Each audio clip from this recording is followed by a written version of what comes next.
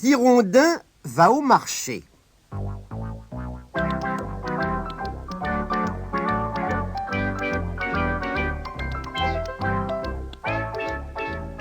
Ce matin-là, quand Mémé Croche se réveilla, elle s'aperçut qu'elle avait un gros rhume. « Tiron! Ah !» cria-t-elle.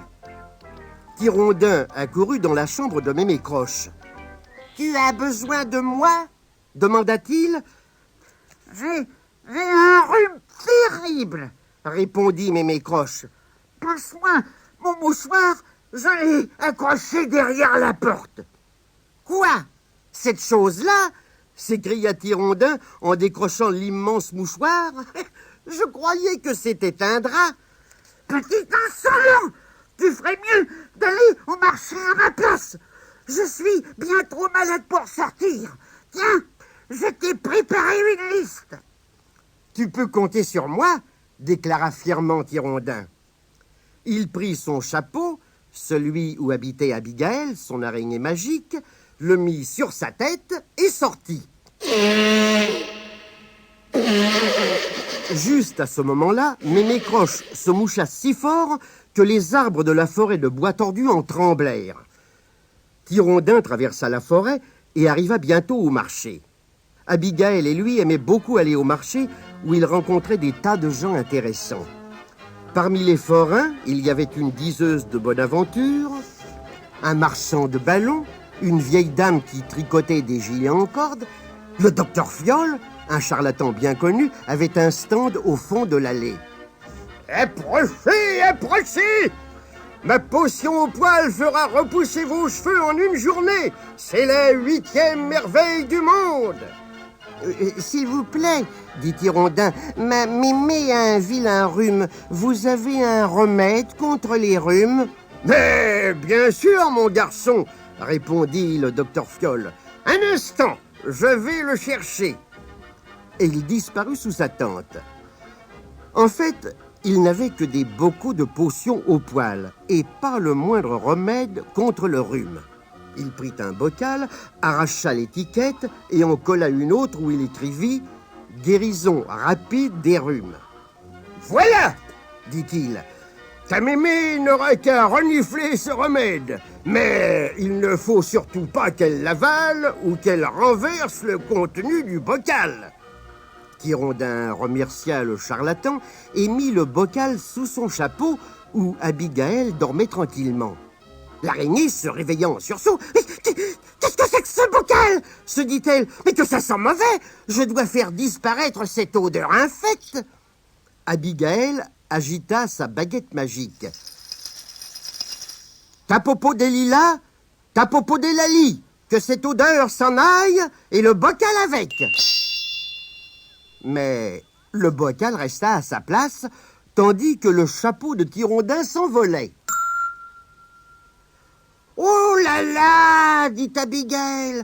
« Excuse-moi, Tirondin, c'est encore ma magie qui ne veut pas fonctionner. »« Je sais, dit Tirondin en ramassant son chapeau. « Tiens, Abigail, nous allons faire tout notre marché ici. » Il était juste devant la roulotte de Monsieur Bricole. L'intérieur de la boutique était garni d'étagères du sol au plafond. Et ces étagères étaient pleines à craquer de toutes sortes de marchandises. Monsieur Bricole avait de tout. On pouvait même lui acheter des brosses à dents pour les souris. Tirondin examina les étagères d'un air émerveillé. Il y avait des ailes de papillon, des os de baleine, des serre-têtes pour les vautours et des recueils de chansons pour les wapitis. Il y avait aussi des livres de magie et des cartes marines, une radio silencieuse et un portrait de l'homme invisible. Abigail était aux anges, car elle avait découvert un pyjama à 8 jambes dans le rayon des articles pour araignées. « Mais c'est le petit-fils de Madame Croche !» s'écria Monsieur Bricole. « Comment va ta grand-mère ?»« Mal, répondit Tirondin. Elle a un gros rhume et je dois faire le marché à sa place. »« Eh bien, je t'écoute. Dis-moi ce qu'il te faut. » Tirondin sortit la liste de sa poche. Il s'aperçut alors que Mémé Croche avait bien indiqué ce qu'elle voulait, mais sans préciser les quantités. Qu'à cela ne tienne, Tirondin allait essayer de deviner. 2 pots de lait, dit-il, un sac de navets, un jambon. Coupé en tranches, demanda Monsieur Bricole avec un sourire malicieux. Oui, et puis une dizaine de choux. Verts ou rouges? Bien mûrs, s'il vous plaît, répondit Tirondin. Et ce sera tout? Demanda Monsieur Bricole en se retenant de rire. Ah, non, je voudrais une brouette. Une brouette de petits pois, je suppose. Oh, vous plaisantez, Monsieur Bricole, dit très sérieusement Tirondin. Je voudrais une brouette pour porter tout ça à la maison.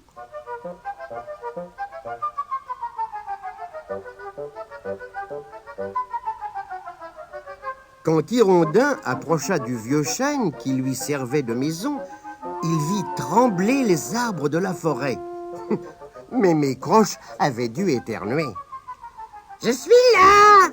cria Tirondin en entrant dans la cuisine. « J'ai fait les commissions !» Mémé Croche regarda la brouette en écarquillant les yeux. « Mais qu'est-ce que c'est? Mais qu'est-ce que tu as acheté ?»« J'ai fait de mon mieux, » répondit Tirondin. « Pas vrai, Abigail ?»« Bien sûr qu'il y a Abigail d'une voix aiguë. »« Oh, toi, l'araignée, ne te mêle pas de ce qui ne te regarde pas !» glapit Mémé Croche. Tirondin allait lui donner le remède contre le rhume quand on frappa à la porte. Tirondin posa le bocal pour aller ouvrir la porte. Or, Mémé Croche était plutôt curieuse. Elle ouvrit le bocal et se pencha pour voir ce qu'il contenait. C'est ainsi qu'elle trempa son long nez dans la potion. C'était Monsieur Bricole qui avait frappé. Il apportait des fleurs à Mémé Croche et un panier contenant les provisions que Tirondin aurait dû rapporter du marché. « Je t'ai fait une petite blague, dit-il. Tu ne m'en veux pas, Tirondin ?» À cet instant, un cri perçant retentit dans la cuisine. « Au secours! Tirondin! Viens vite !» Tirondin et Monsieur Bricole se précipitèrent dans la cuisine et éclatèrent de rire. Une touffe de poils blancs ornait le long nez de Mémé Croche. Elle gémissait. « Faites quelque chose! Ne me laissez pas comme ça !» Monsieur Bricole prit le bocal et reconnut la potion du docteur Fiole. « Ne vous inquiétez pas, dit-il. Cette potion n'est pas efficace. Les poils tomberont avant ce soir. » Cependant, les poils duveteux tenaient le nez de Mémé Croche bien au chaud. Et, à midi, son rhume était guéri. « Pour fêter ça, dit-elle, je vous invite tous à goûter, même Abigail, à condition qu'elle s'essuie les pieds. Que diriez-vous d'une bonne tarte au miel ?»